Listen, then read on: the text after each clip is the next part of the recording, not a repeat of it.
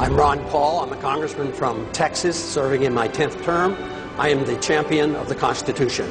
You get the sense that the country is desperate for someone to show us the way. Not the old way, not the same way, but a new way.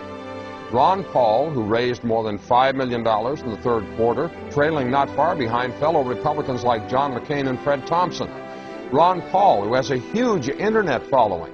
He's a congressman, a physician who's delivered more than 4,000 babies. Ron Paul has been married to the same woman for 50 years, which means he doesn't come to the race with a lot of the assorted baggage that some of the other candidates for the White House do. So here's the question. Should more people be listening to what Ron Paul has to say? Ron Paul! Ron Paul! Ron Paul!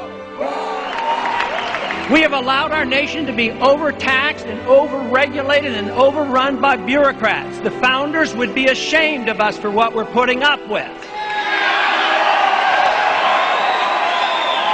Matter of fact, if you look at every single problem we're facing today, it's because of the lack of respect for the rule of law and the Constitution. The right guy is the guy who's anti-government, anti-war, pro-personal liberty, pro-economic freedom. Vote for him, whatever party he is. And if you have to change parties to vote, that's like 5 clicks on the internet. It's not complicated. If you really want to have a choice between a real revolutionary candidate and someone out of a machine, well, this can happen. Ron Paul brings together people of all races, all socioeconomic backgrounds, all political affiliations, because freedom is truth and truth is power, and we can live and be free in this country if we believe we can.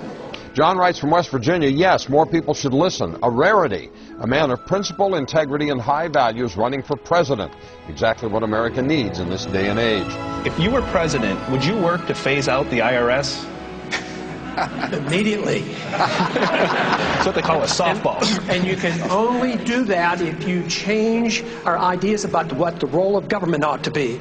If you think the government has to take care of us from cradle to grave, and if you think our government should police the world and spend hundreds of billions of dollars on a foreign policy that we cannot manage, you can't get rid of the IRS. But if you want to lower taxes, and if you want the government to quit printing the money to come up with shortfall and cause all the inflation, you have to change policy. Congressman Ron Paul, you appear to have consistent, principled integrity. Americans don't usually go for that. 1,500 people packed into the War Memorial Auditorium to see Paul speak. The Republican is making waves for his anti-war, limited government positions. This is just a small example of the types of things that are happening really across the country. Why are you resonating with people out there? Is it because of your opposition to the war in Iraq? I think that's part of it. I think the message obviously is popular enough. They say, yes, we like the ideas of freedom, the Constitution, limited government, less taxes. But I think the other part is people are worried, more so than I think the politicians on the Hill understand. What is going on? I want to stand and listen to the answer to my question. Why are you arresting me for asking? Help! Back up!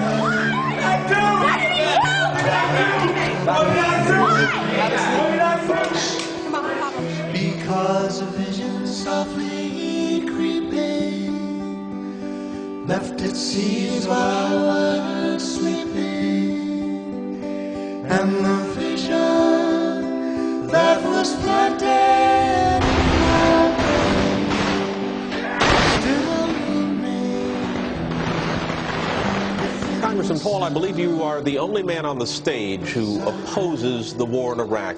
Are you out of step with your party? Is your party out of step with the rest of the world? If either of those is the case, why are you seeking its nomination? Well, I think the party has lost its way because the conservative wing of the Republican Party always advocated a non-interventionist foreign policy. No nation building, no policing of the world. Republicans were elected to end the Korean War. The Republicans were elected to end the Vietnam War.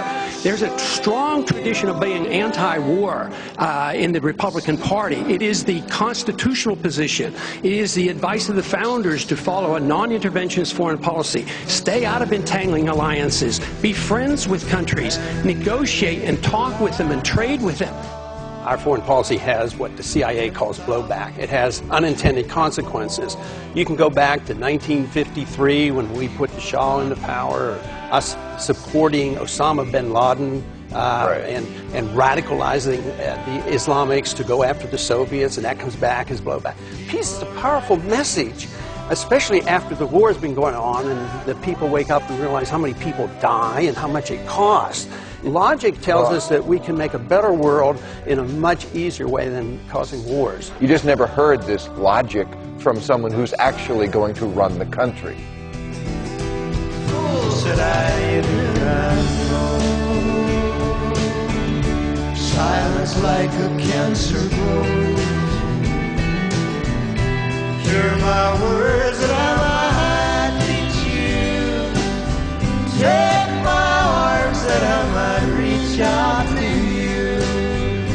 But my words like the freedom message brings us together. It doesn't divide us. I believe that when we overdo our military aggressiveness, what it does, it actually weakens our national defense. I mean, we stood up to the Soviets. They had 40,000 nuclear weapons. Now we're fretting day in and day night about third world countries that have no army, navy, or air force, and we're getting ready to go to war. Ron Paul says to a lot of people eager to hear this message, you can be anti-war and be a conservative. In fact, he says, if you're a real small government conservative, you have to be anti-war. His message is resonating. Including, interestingly enough, from soldiers. According to one study, Congressman Paul received more campaign cash from members of the military than did any other Republican presidential candidate. And finally, Steve writes from Pennsylvania, remember the line from the classic Simon and Garfunkel song, The Sound of Silence, the line that says the words of the prophets are written on the subway walls and tenement halls. When I hear Ron Paul, sometimes I wonder whether I'm not listening to a latter-day prophet with the way he speaks truth about what our nation has come to. the sign said the words of the prophets are written on the subway walls.